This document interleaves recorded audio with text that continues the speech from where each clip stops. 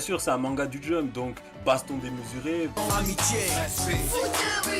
Les antagonistes deviennent des protagonistes, tout ça, tout ça. Et en parlant des antagonistes, ils sont ultra intéressants de par leurs objectifs qui concordent avec les thématiques mises en place que le manga traite et que je ne vais pas citer pour pas spoiler, et qu'elles perdent leur superbe. Mais de toute manière, les persos en général sont incroyables, surtout ce foutu Kumagawa. Quel goût le frérot, même si c'est l'une des plus grandes lopsa qui m'a été donnée de voir. C'est trop pour moi. Ce mec est fou.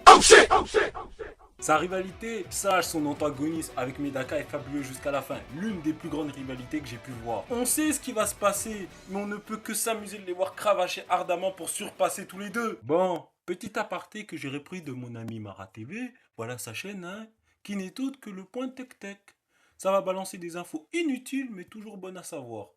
Et avec mon autre ami Amano, qui m'a insulté de forceur alors que je lui ai demandé juste son graphique.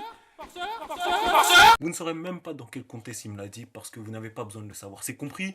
Compris? Comme vous pouvez le voir sur ce graphique, le manga a vécu sa vie pépère sans être un grand succès, mais a eu sa petite heure de gloire et a été tiré à 5 580 000 exemplaires. Ce qui rend encore plus incompréhensible le fait qu'on n'ait pas de saison 3 avec le meilleur arc du manga. Mais bon, c'est les aléas du capitalisme.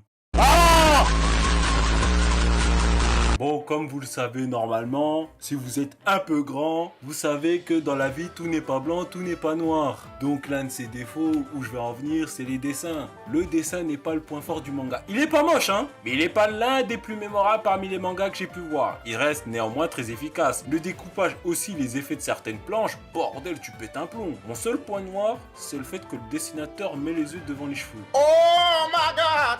J'avais trop envie de casser mon téléphone quand je lisais. Mais bon, tu t'y habitues à part 2-3 moments où, et concernant un certain perso, tu t'en aperçois presque plus. Et il y a aussi un autre défaut majeur du manga, c'est l'agencement des arcs suivants.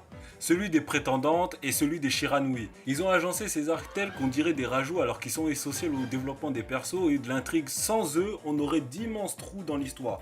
Mais on dirait vraiment des rajouts, genre des fillers. Pourtant, il faut bien qu'ils soient là. C'est pas fluide dans la manière de raconter et ça s'emboîte mal. Mais bon, ça n'atteint pas la ligne de l'histoire de trop. On a le droit à une fin exceptionnelle et si on parle d'arc et qu'on veut aborder tout dans les moindres détails, celui des collégiennes qui veulent être les présidents du lycée est un peu ronflant, à la limite du nul. Mais vas-y, ça va en vrai.